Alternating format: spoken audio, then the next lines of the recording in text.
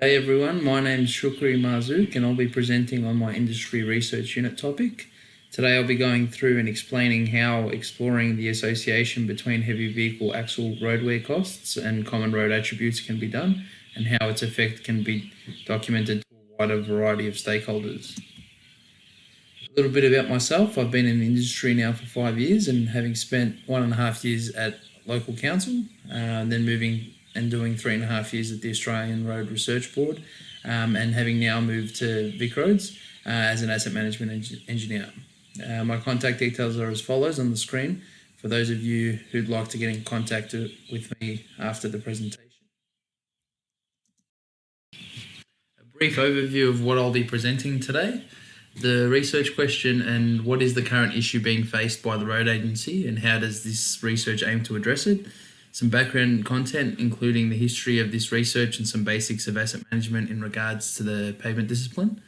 The research methodology and how we have gone about completing the lifecycle costing analysis as part of the research using a tool called FAMLET. The international approach, which will be a quick look into how some of the other countries around the world have approached this type of analysis. The research methodology and a breakdown of what we needed to run the analysis.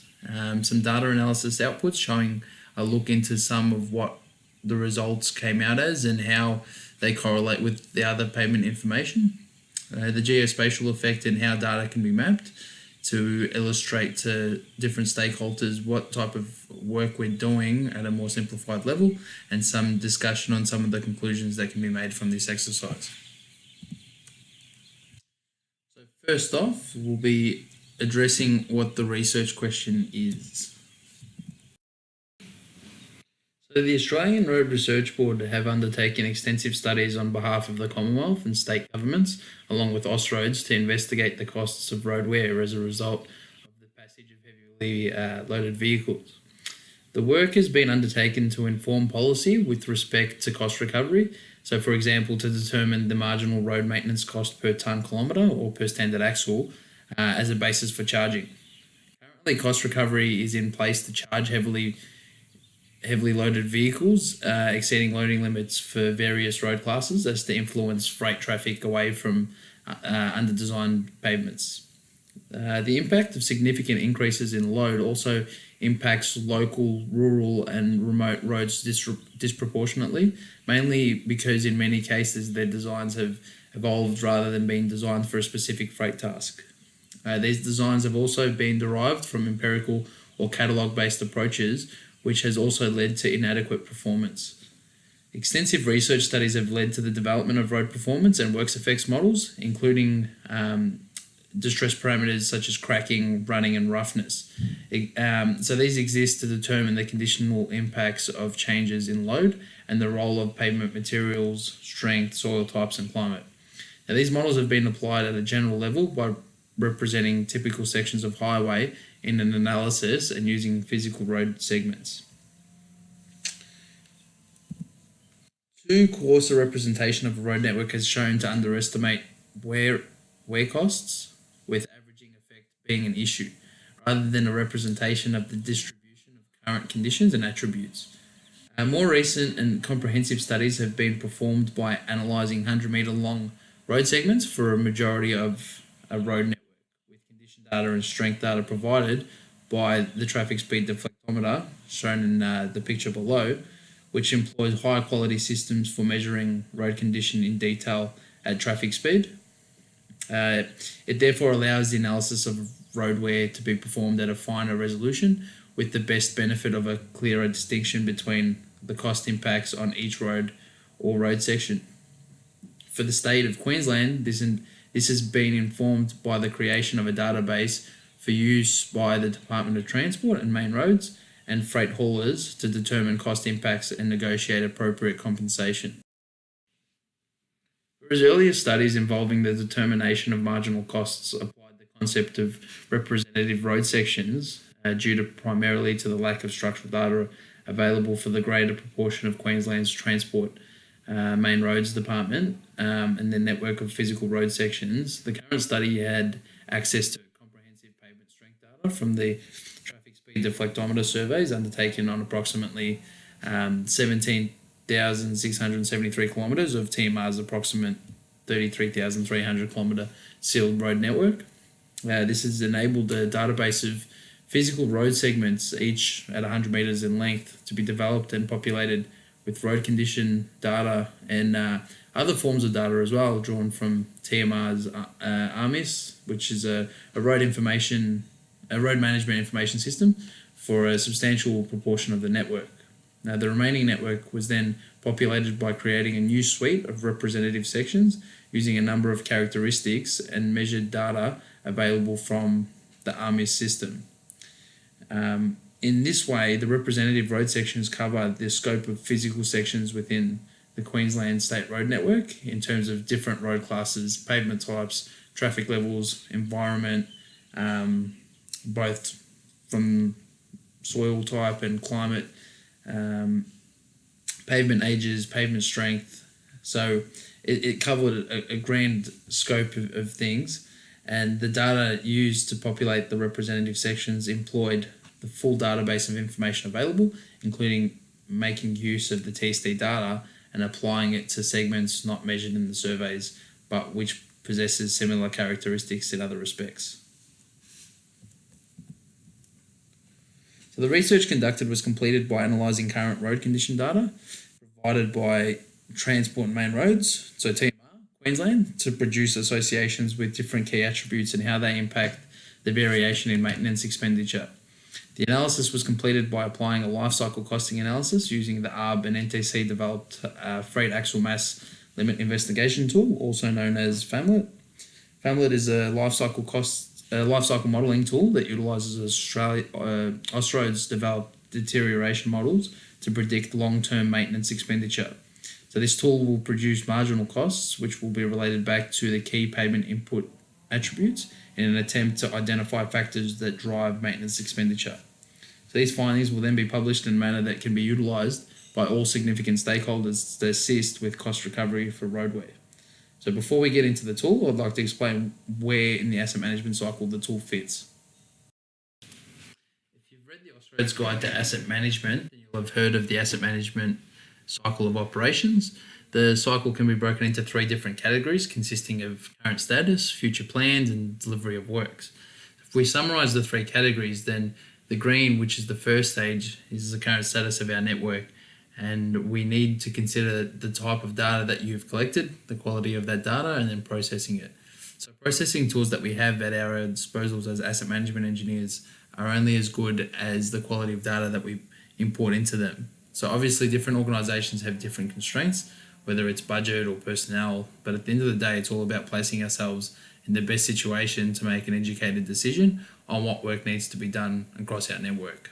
So the second stage, in the red, when we're looking at the second stage, we're considering our budgets, programs and treatments, identifying what road assets need work and how much of our budget will allow us to spend are the big factors in the decision of what work ends up being done. The third stage, which is the purple stage, will be where you prepare the costs to deliver the planned works and implementing the steps to get there. FAMLET is a decision support tool that fits into this portion of the asset management cycle of operations. If we consider where we are in the cycle of operations, we will have now just collected all the relevant data and have had it processed. With road condition and inventory data now available, we can use this information to analyse the pavement's deterioration and obtain costs outputs from relevant maintenance and rehabilitation works. It must be noted that this tool is not a pavement management system, it's just a lifecycle costing tool used to give cost estimates on road wear.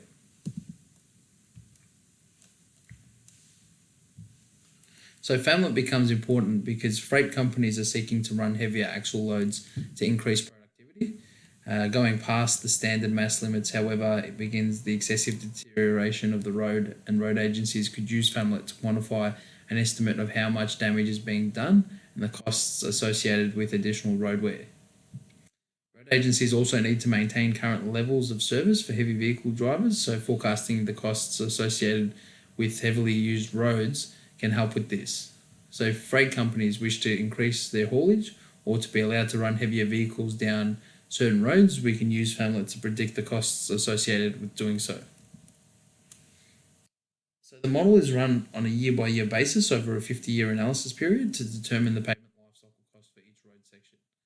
So the present value of that cost over the 50-year discounted cash flow analysis period is then converted into an equivalent annual uniform cost, which is a discounted annualized cost. So as we discussed before, we begin with the road description data, finding the appropriate data, and then organizing them all into famlet. Making sure all the relevant data is placed in the right locations and all input parameters have been satisfied goes a long way to achieving the most realistic outputs. So we use road description data, traffic loading data, and then model settings. So model settings such as unit costs for rehab work, discount percentage, and pavement types. And then that goes through the model, and then through the deterioration models, they'll predict the change in different road condition characteristics on a yearly basis. So depending on how long the analysis is to be run for, works triggers are put in place so that when a certain road or section of road reaches a certain intervention level, for example, say roughness is set to 4 IRI for an overlay, then famlet will act on this and reset the roughness value back to a value that is user defines, for example, say 2 IRI. So works triggers are put in place and are subject to pavement strength, roughness, and time. Annual costs consider regular maintenance costs plus the addition of works depending on the unit cost per type of works completed. This will produce the total cost throughout the 50-year period in which it is converted into a net present value and then into an equivalent annual uniform cost. So I quickly skimmed over the terms net present value and equivalent annual uniform cost in the previous slide.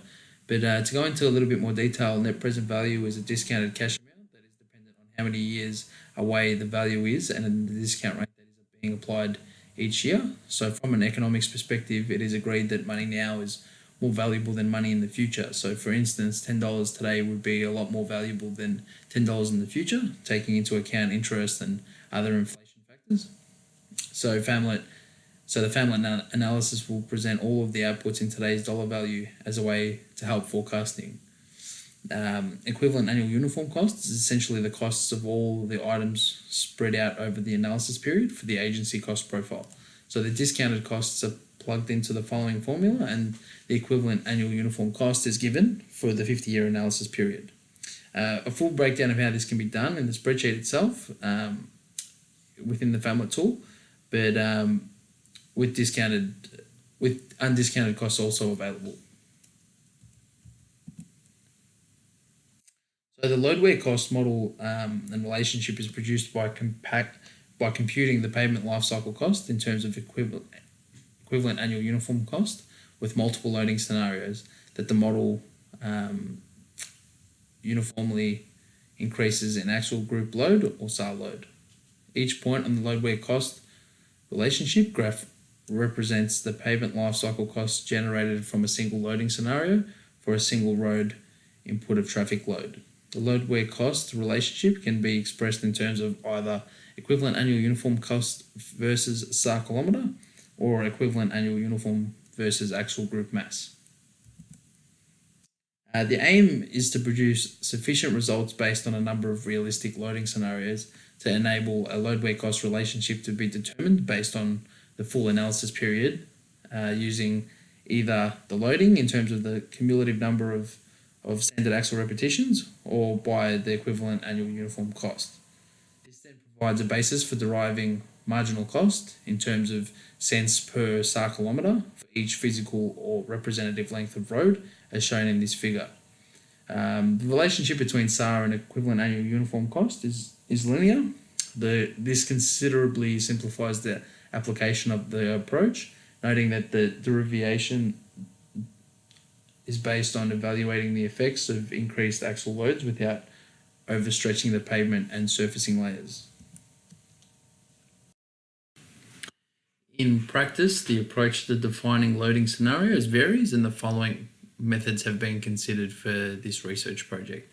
So method 1, the typical approach to producing load wear cost relationships has generally been to fix all axle group loads at the general mass limit and then change the loading on a single axle group to determine the effect that a specific axle load has on maintenance costs. The general mass limits are generally provided by the NTC as part of the road transport legislation for mass and loading regulations. Second option, to calculate an average gross load per physical road section, and then to vary this ranging between 60% and 140% of that load at 20% increments to determine a spectrum of possibilities for the effect that heavy vehicles may have on maintenance costs. So the aforementioned method was chosen as it gives a bit more of an appropriate assessment of possible loading scenarios for this task. So an overall look into the international best practice for calculating whole of life costs associated with pavement wear was conducted to assist in structuring the research background. The review looked to benchmark the project methodology against other applied research used around the world. The research considered literature from multiple countries, including USA, France, Sweden, and Australia. The study conducted by the University of Kansas used 3 different gross vehicle weights across the different vehicle types. 2 of the loading scenarios were based on the current state loading limit permits, and the final loading scenario considering the median weight limit between the 2 loading limits. The Australian approach, as suggested before, has been by fixing all axle groups loads at the general mass limit and then changing the loading on a single axle group to determine the effect that a specific axle load has on roadway costs. The Swedish and French studies investigated the axle loading spectra from regular freight traffic. The variation in axle loads from different axle groups were examined to establish a representative value for the axle loads based on weigh in motion registrations. So the methodology sought to determine the loading distributions of regular traffic, to quantify a loading scenario, and to illustrate an averaged effect of road wear on pavements. So the results indicated a log normal distribution of WIM outputs, verifying that most vehicles were not necessarily weighted to capacity. So in terms of accuracy, it seems that the Swedish and French methods of using WIM data could provide the most realistic loading scenarios. However, it's dependent on the number of WIM sites available to the road agency and whether sufficient data has been collected.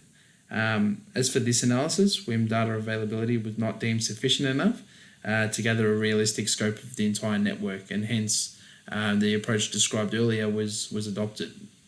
Future work may be adopted where a larger volume of WIM data is available across the network to be able to more accurately estimate the loading distribution across a number of vehicle types and road classes. So onto the data analysis outputs as part of this research. So the figure shows the distribution of marginal cost for analysed network and categorizes them into different bins to summarise the network's expenditure consumption. So the statistical summary is a very useful illustration to asset management engineers and non-engineering stakeholders to show how the network funding is being distributed. So the figure shows 63% of the network can be maintained at 8 cents per SAR kilometre or less, proving that majority of the network is being funding adequately and effectively. So the network is also showing that 27% of the analysed network has been spending upwards of 12 cents per SAR kilometre, which also indicates that maintenance funding is being poorly managed in these roads, and that could be for a variety of reasons. Could be potentially from excessive periodic maintenance, such as patching and resealing on failed pavements, inadequate routine maintenance that has caused a spike in periodic and rehabilitating treatments, poorly designed pavements that are not fit for purpose, for example, under-designed pavements for growing traffic volumes, inadequate funding for larger treatments causing patchwork maintenance, which has in effect caused a higher maintenance cost in the end. So all these factors can contribute to a high degree of marginal cost, and this graph gives a summary as to how effectively the TMR is spending their money. So this figure shows a very appropriate breakdown of the effect of traffic volume on a spectrum of pavement ages, and based on pavement type gives good insight into how marginal cost can be influenced. So as can be seen, the roads with lower traffic volume seem to exhibit a larger need for maintenance, which is especially the case for granular and asphalt pavements. State-occupied roads with traffic volumes below 1500 AADT will most likely exist within the rural areas of the road network, but will generally have a large commercial vehicle percentage. So rural roads are not generally designed with a large service life, which is why there seems to be an influx in maintenance costs for lower volume ADT roads. Throughout the analysed network, it is very clear by the distribution of marginal costs that a higher pavement age will reflect a greater need for increased maintenance requirements. So this is prominent through all traffic volume categories and pavement types. It is to be expected that as a pavement ages over time, that the maintenance requirements to keep the asset in service will continuously grow as it begins to reach the end of its service life.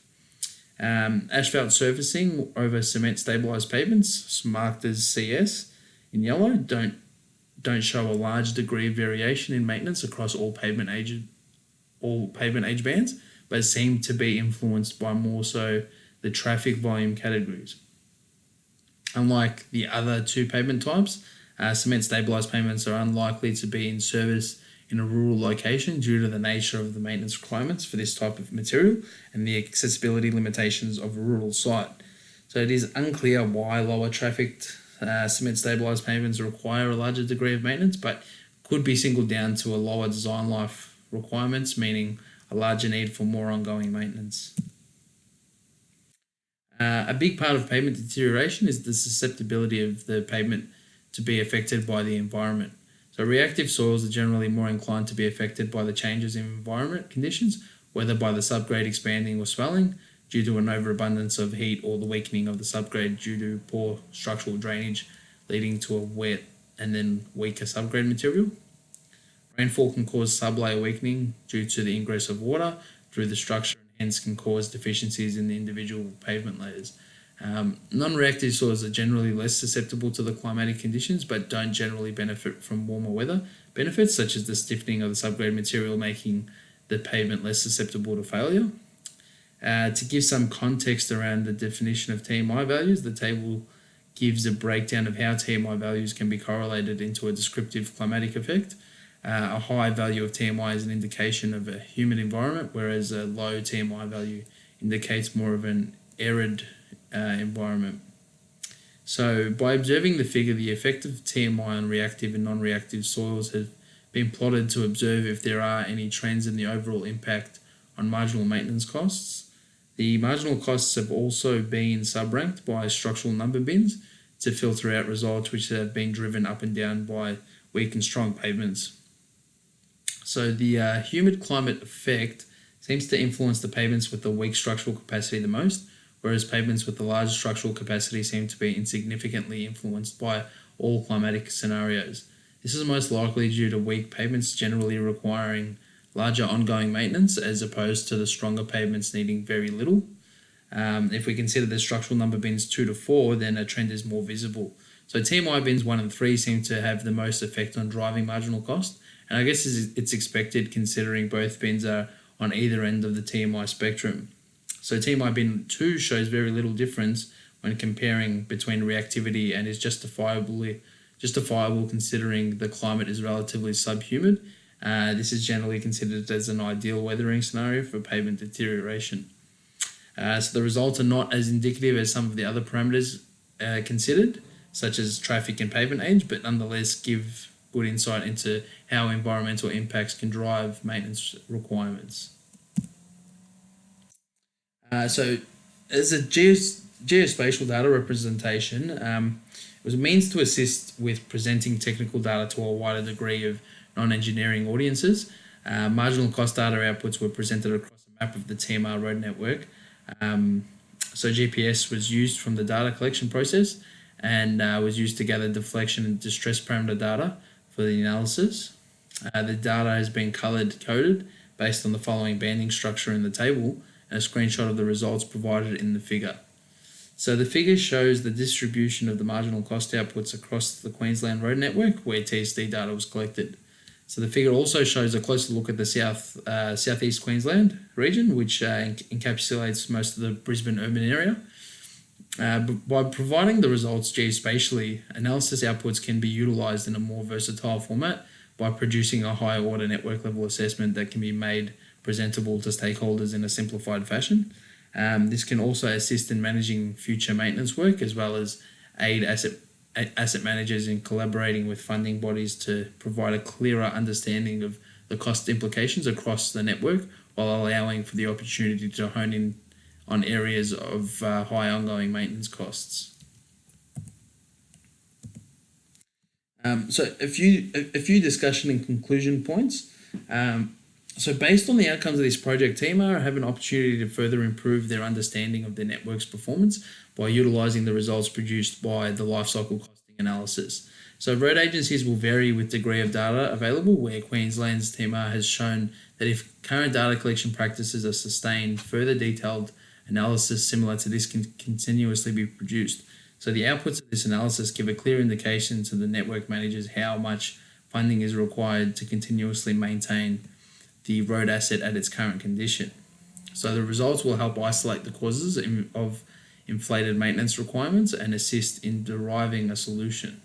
So the analysis considered characteristics such as pavement type, soil reactivity, traffic volume, and environmental factors.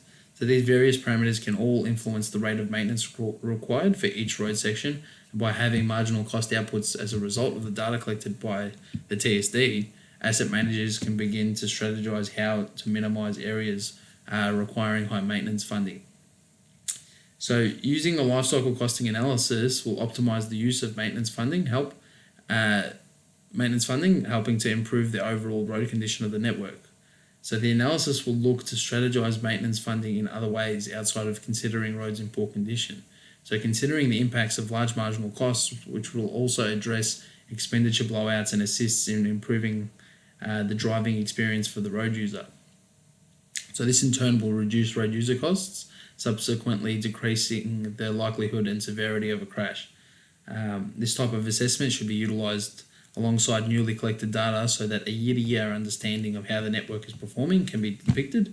So the outcomes can come from this type of outlook, having a current status and performance of the network from a marginal cost perspective, year-to-year assessment of how the network is developing over time and what areas within the network seem to deteriorate faster than others, illustrating from year to year the effects of intervening maintenance can have on the overall network, providing a historical trend as well from year to year.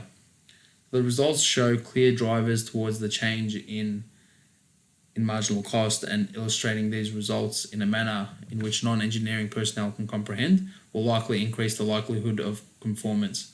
So the benefit of the TSD data collected means that asset managers can use real data for all 100 metre sections of the road. So the outcomes produced can potentially be used as part of a strategic method to reform the current charging scheme for heavy vehicle users who exceed the loading limits. So currently this occurs when vehicles are pulled into weighing stations, but WIM data may be used in future to penalise freight companies for exceeding these limits. So the 100 metre data can be used to identify costs for each section of road individually, meaning that the chargeback scheme will be refined to the exact route driven by the vehicle operators. This will take out a lot of the ambiguity out of the original chargeback scheme. The intention for the outcome of this project is to support the application of the department's new guidelines. As a larger portion of the Queensland network is surveyed with the TSD, this database of marginal cost estimations can be continuously updated and refined to further improve the scope of the work. All the references noted throughout the presentation can be found here, and for a hard copy of the reference list, please feel free to contact me. Thanks for listening, and I hope you found this presentation worthwhile. Thank you very much.